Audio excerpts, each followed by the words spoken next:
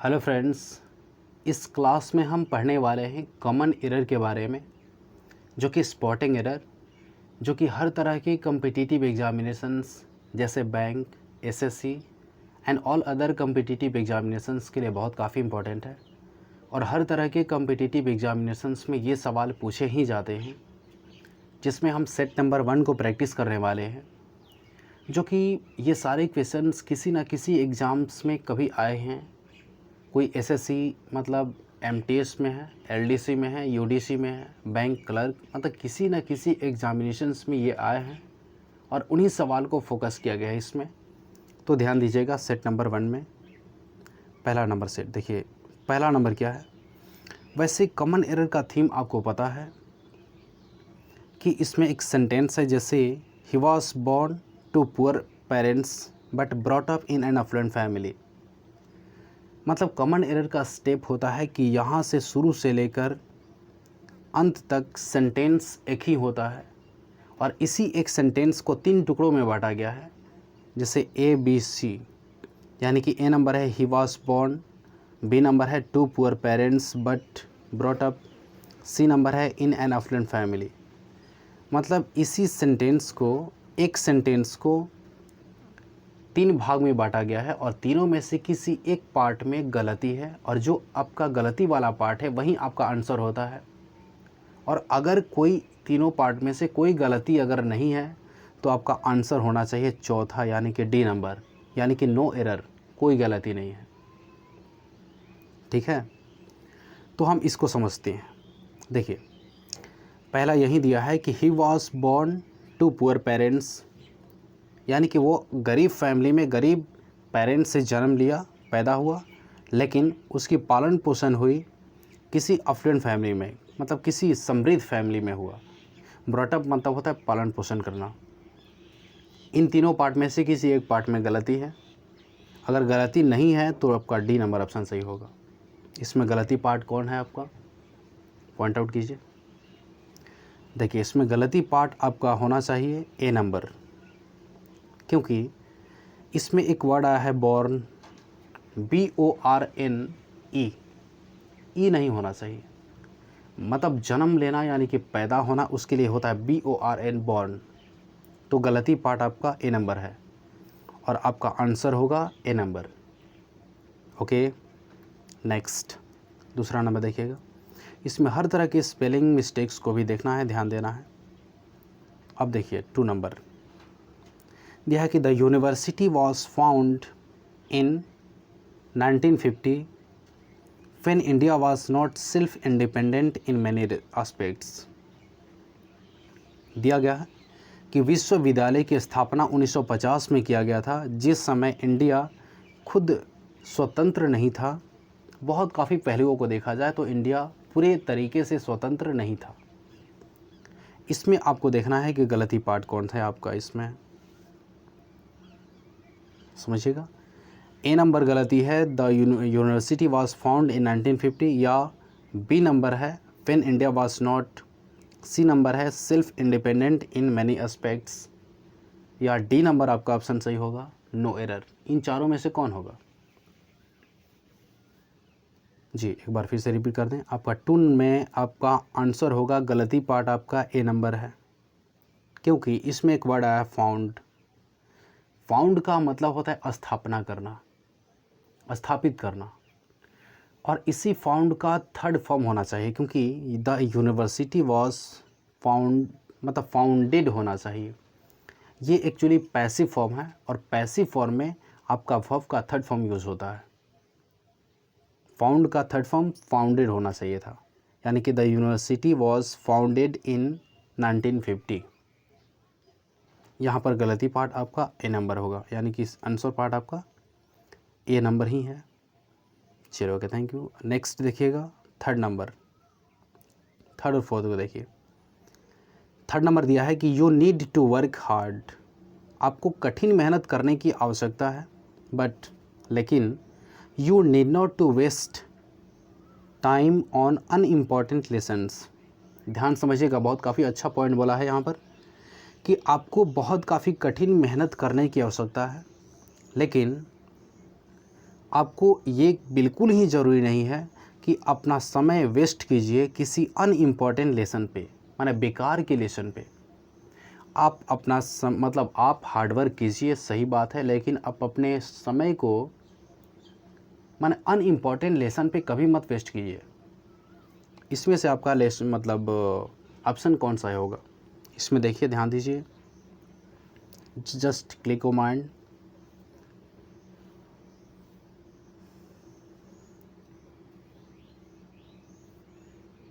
Okay, देखिए इसमें आपका ऑप्शन गलती पार्ट कौन सा है वो समझिएगा, बी नंबर है। अब समझिए क्यों, इसका सीक्वेंस क्या है। दिया है कि आपको कठिन मेहनत करने की जो आवश्यकता है, ज़रूरत है, लेकिन आपको ये बिल्कुल ही मतलब अनइम्पॉर्टेंट लेसन्स पे अपने समय को वेस्ट करने की ज़रूरत नहीं है।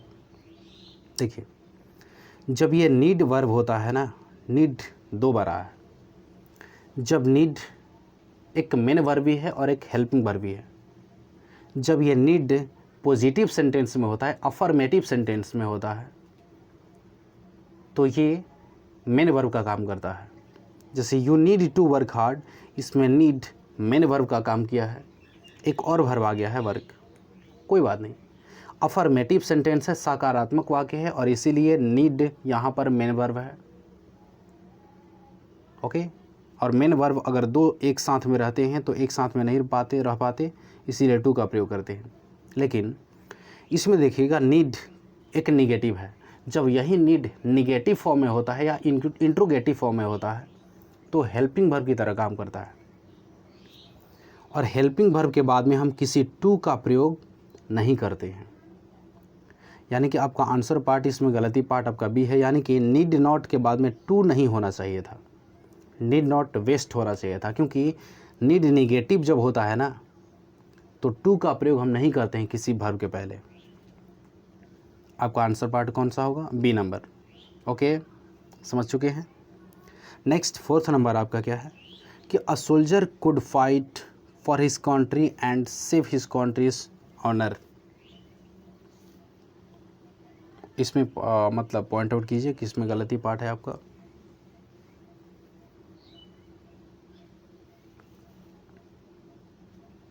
अ soldier could fight for his country and save his country's honour.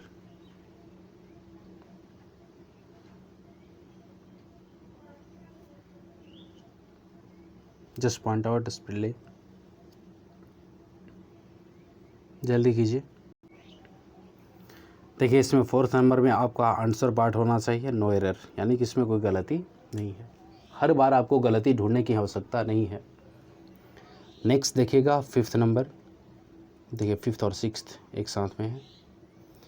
Fifth number आपका क्या है कि माई ब्रदर थिंक्स, मेरा भाई सोचता है, मेरा भाई का के ख्याल है, that somebody must have dared him steel the scooter. इसमें देखिए गलती पार्ट आपको कौन सा है। देखिए तो, माई ब्रदर थिंक्स, मेरा भाई सोचता है कि समबडी मस्ट हैव डेयर्ड, किसी न किसी ने साहस जरूर किया होगा, क्या है, हिम स्टील द स्कूटर।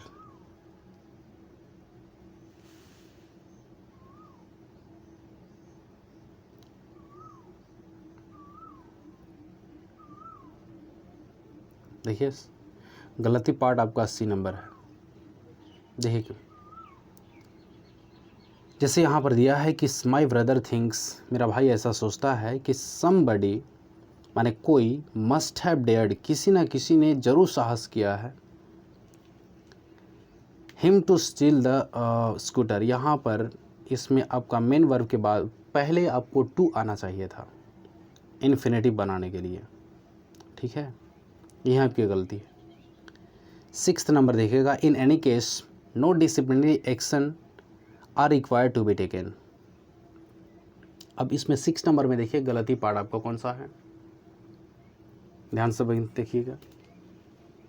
देखिए कि किसी भी कंडीशन में, किसी भी शर्त में क्या होता है कि no disciplinary action are required to be taken, माने कोई भी डिसिप्लिनरी एक्शन नहीं लेने की आवश्यकता है। देखिएगा, अब यहाँ पर डिसिप्लिनरी एक्शन जो है ना, ये एक अब्स्ट्रैक्ट क्वालिटी है, अब्स्ट्रैक्ट नाउन की तरह है। और अब्स्ट्रैक्ट नाउन के साथ में हम कभी भी प्लूरल वर्ब का प्रयोग नहीं करते हैं, हमेशा हम सिंगुलर वर्ब का प्रयोग करते हैं। यहाँ पर इज होना चाहिए था कि no disciplinary action is required to be taken, यानी कि गलती पार्ट आपका कौन सा है, सी नंबर। ओके, चलिए नेक्स्ट आगे देखते हैं हम। चलिए 7th नंबर हम देखते हैं। 7th नंबर में क्या है, देखिए क्या है कि the timid creature was driven into a narrow lane where it was sleeved by the kidnapper. देखिए टिमिड मतलब होता है कायर, जो कायर प्राणी होता है ना, वो ड्रिवन इनटू अ नैरो लेन, मतलब नैरो लेन में, संकीर्ण लेन में उसे ड्रिवन मतलब ले जाया जाता है, जहाँ पर it was sleeved by the kidnapper और स्लीव्ड बाय द किडनैपर। देखिए इसमें क्या है,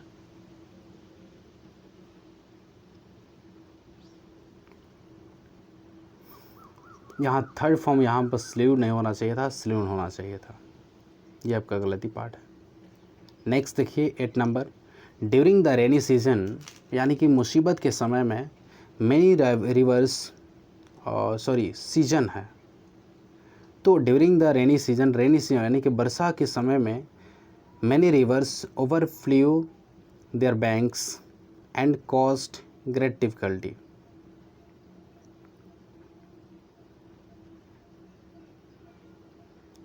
देखिए तो क्या है,